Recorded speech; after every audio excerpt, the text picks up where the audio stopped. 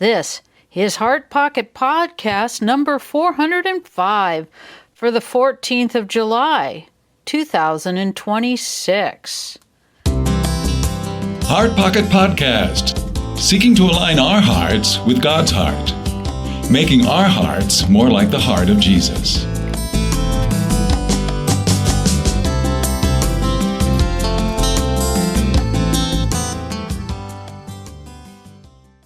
Thank you for joining us for another episode of Heart Pocket Podcast. This is part 2 of our discussion from last week. What's your favorite? Do you have a favorite Bible story based upon your training? I think I'm one of those people that my favorite Bible story is the one I just recently learned. Amen. And I have some that I've intentionally tried to make sure I know without any prep or review.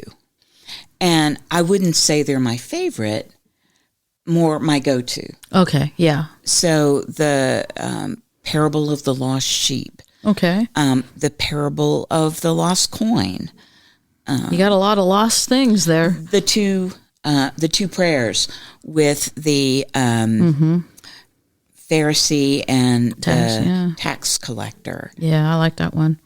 So I think one of my favorites is David cutting off the corner of Saul's robe. Yeah. Why? Because when you first look at it, you can be as ignorant as the men that are with him in the back of the cave. But you're in a cave.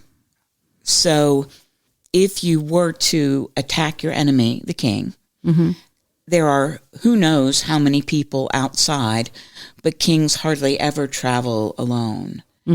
And so they're either coming in or you're going out and you're going to die because he's got 100 men with him. And it turns out there's a boatload of people.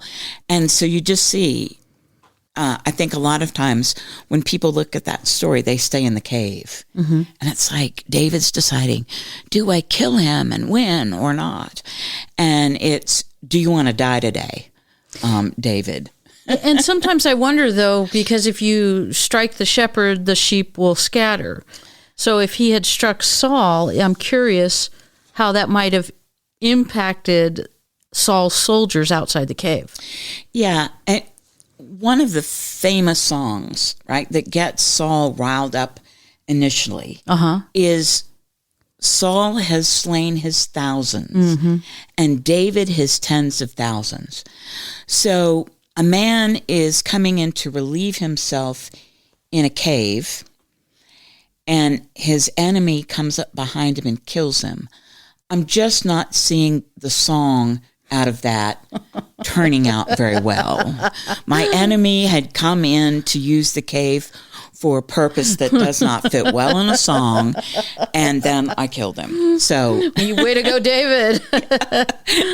Yeah, but he does cut the corner of the robe off for a purpose. Yeah. That's funny. I had not seen it from that perspective, the song. and I think it's easy to go through that first part of the story where Saul is doing all these things that make his men have to, after they've already been to battle, the story starts off and they're just coming back from being with the Philistines, and Saul takes a huge number of them, 5,000 in search of David, who's known to have a relatively small force.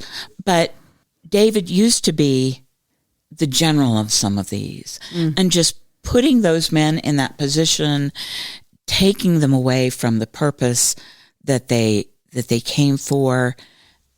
You just see a lot about Saul in that, and why Saul needs to be taken out of that position for God to receive the glory.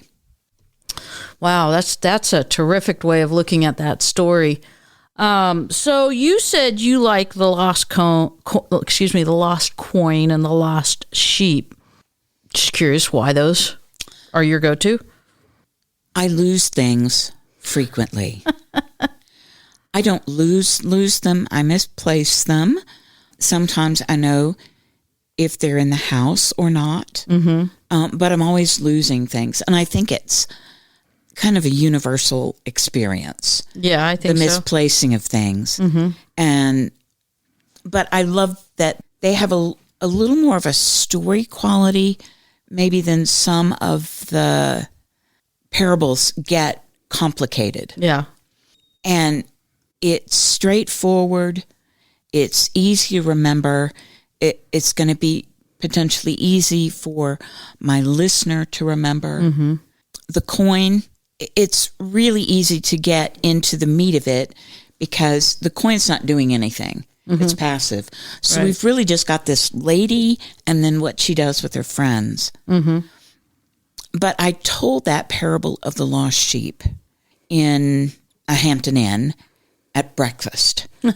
So sometimes... Just to yourself or to... No, so sometimes my husband, I had been known prior to this to go and ask somebody if I could tell a story.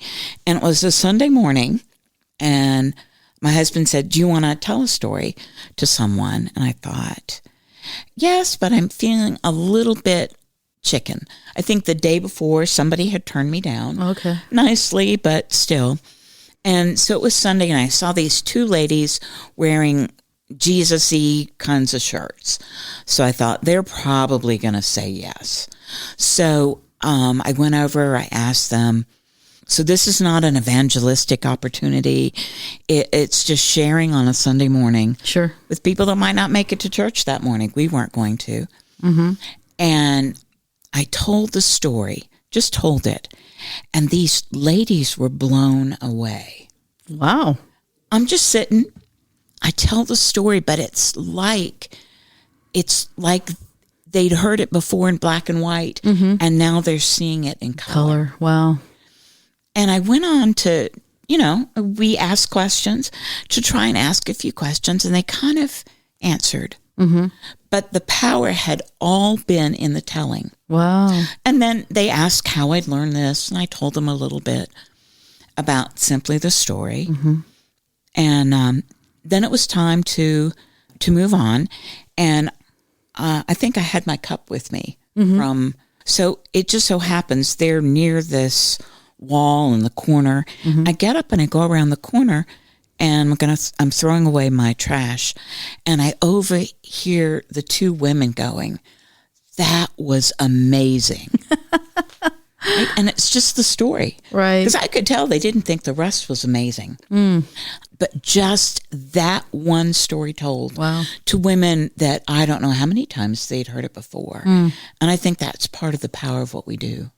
Yeah, and even with the questions, don't discount the questions. It was amazing because I actually, very early on in learning STS, I was in Greenland recording God's story in Greenlandic and Danish. And I had one evening free, and several ladies came in, and I did a Bible story with them. I said, I'm learning this process, and I did a Bible story, asked the questions, and you could hear the crickets outside. Every time I asked a question, hardly anyone answered. I think I got maybe a couple of answers that were courtesy answers. And I appreciated that, but I went to bed that night thinking, Lord, that was the worst story ever. And so for 2 days, the Lord let me stew over it, which was good. I needed it. And about the third day, one of the ladies who was in the group came up to me and said, "I'm still thinking about that story you told." And at that point, I realized, even though they may not have answered verbally, they were thinking about the answers because it was taking them back to the story. And it was enough that the story was now in their heart pocket. For our listeners wondering how we got Heart Pocket as the name of the podcast, the stories were now in their heart pockets, and they were meditating on the word after it was done, long after it was done. So I love that. And so don't discount those questions, because it takes people back into the story and mulling on it, and, like cows chewing the cud, they're chewing on the story. Okay, so you've actually done a lot. So you found what it was that STS provided for you. And you said initially it was for personal Bible study. You found it met an immediate need in your Bible studies, your personal time, if I heard you correctly. You've been listening to Heart Pocket Podcast. Interviews, Bible stories, in-depth discussions, stories of impact from around the world. Well, that's true, but when I signed up for that first training, I wanted the 5 days because it would be 5 days. But I also knew that in this training that the people that were in the first half would be helping in the second half. Okay. And I didn't know how that was going to work, but I remember I was listening to, I'd already found by then the Heart Pocket podcast, or maybe its predecessor. And it was a Saturday, I was brushing my teeth, and it came to me, I'm going to be a trainer too. Okay. I love it. And I ran downstairs. My husband was downstairs. And I said, I'm also going to be a Bible story trainer. I'm not just going to learn how to tell Bible stories. And he said, okay. Excellent. And that's how that started. I love it. And I think that was kind of a God thing, because I'm not generally that reflective when I'm brushing my teeth. So now you're an instructor, and you're helping out with several trainings, correct? Yes. Okay. What else has happened since you've learned how to teach others? Well, I've now led 2 ministry that multiplies. Okay. And some of the people that do the online training are kind of moving to that more because people have more time to absorb it. We're doing it 1 night a week. Mm-hmm. And that seems to be working well. The thing that happens when you meet 1 night a week is there's always going to be somebody that has a week they have to miss. Mm-hmm. It's just inevitable. Probably 3 or 4 of maybe 10 people will have at least 1 week that they have to be away. But we record those only for use by the participants. They can't access them or download them. Right, for security reasons. For security reasons. Mm-hmm. But they're very good about catching up. Okay. We don't have people lagging and not being ready for the next week. Okay. And so I think it's working well. I think everybody likes the pace. Now, there's a couple of weeks, so not all the weeks are the same length of time. Mm-hmm. So the first couple of weeks are maybe an hour and a half. Mm-hmm. Towards the end, we're doing an entire tribe. We're usually doing a story that people learned the last week, and an entire tribe round. Or what most people would understand as a group where a group of people get together. We call it a tribe round because of the tribes of Israel. So the tribe round would be a full preparing of a story and a full presentation of the story. Yeah, so the full preparing is about 90 minutes. Mm-hmm. We need a little bit longer online because of not having the eye contact and some of that body language. The story is 30 minutes, but then we do coaching of getting the group that heard the story to see what they're able to observe, and then a little bit of coaching time with the storyteller.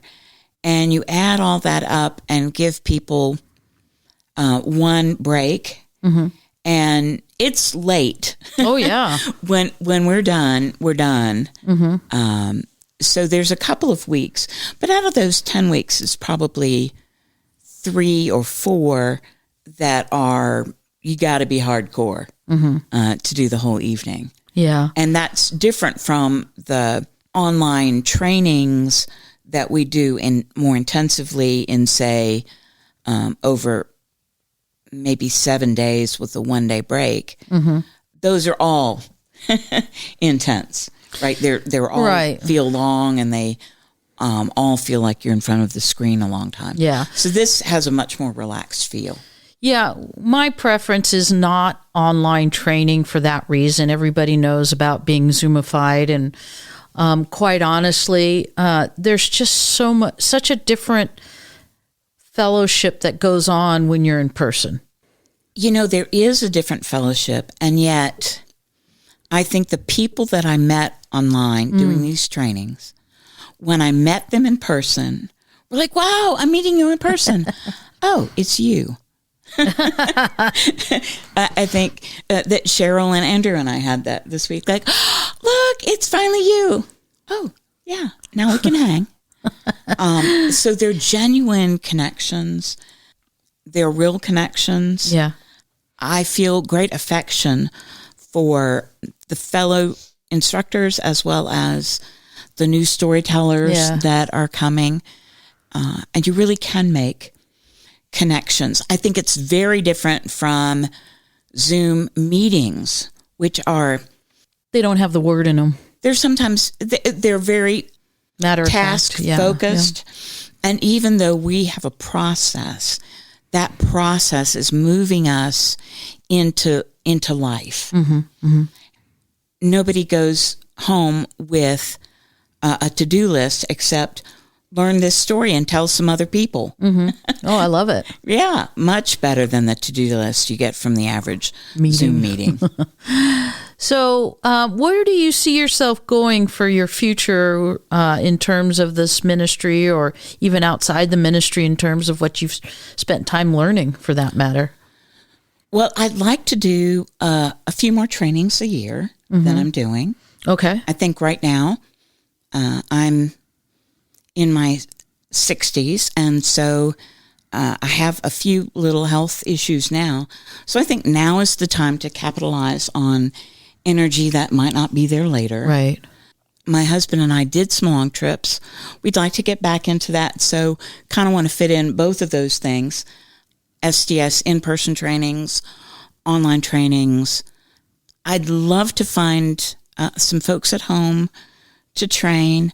Yeah. I think being the age that I am, the people I have as my group I might influence the most are pretty happy with the tools that they've developed through the years. Okay. And they know the word very well. Mm-hmm.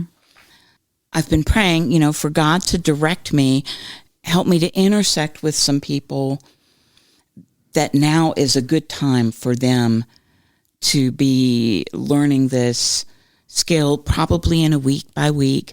I'm excited about the idea of the one-day training for missions purposes. I do participate as a kind of encourager in campus ministry at the university where I used to teach. Okay. It's so fun to go and be with college students and not have to take any grading home. They're so lovely. I just am really impressed with them. But most all of your campus ministries have a spring break mission trip that a significant number of people go on. By no means the whole chapter. Right. And there are people all the time in my city. I don't know who all of them are, but they're going on mission trips where stories would be so powerful for them. So I'm hoping that also as the potential for one-day trainings that are pared down to give people a taste and a way to immediately use things in a ministry context could lead to other opportunities or just more of that opportunity. Yeah, right now we're kind of thinking about a day or maybe like a night and a day. I know that the church that really helped to develop this was testing it out because they didn't want anyone going on a short-term missions to where they were heading, which was essentially the refugee camps in Uganda and Kenya. Mm-hmm. They had ages all the way, I think the youngest was 12 or 14 on upward to, 50s, 60s and they all were required to go through this training and learn simply the story before they could go on the trip. But he did it in such a way that they were equipped with, I think, at least 3 stories, and they were well equipped. It was really neat to see. I went during one of their last nights of training to just observe how they were doing and see what we could do to sharpen up the training a bit with what they had. Tune in next week for another episode of Heart Pocket Podcast, and feel free to subscribe on iTunes. For those who wish to have more information about Simply the Story trainings, please feel free to contact the office at info@simplythestory.org or call us at 951-658-1619. You can also visit our website at simplythestory.org. And now you can watch God's story in hundreds of languages just from our simplythestory.org website. You've been listening to Heart Pocket Podcast, hiding God's Word in our heart pockets, changing the world one heart at a time. When it sings of glory, I sing the new soul. Will be the old story that I have loved so long.